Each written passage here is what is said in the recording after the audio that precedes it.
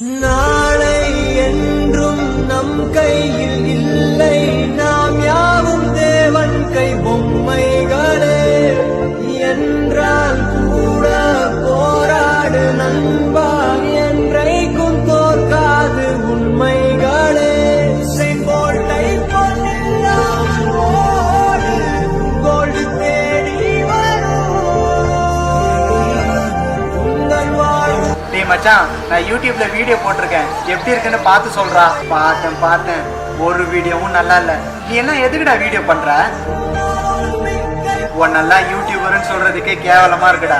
ஏமா ஏன் யாருக்குமே என்ன பிடிக்கவே மாட்டேங்குது? ஏன் என்னால எதுவுமே சாதிக்க முடியாதா? அழாதடா கண்ணா, ஒரு நாள் இல்ல ஒரு நாள் நீ கண்டிப்பா சாதிப்ப.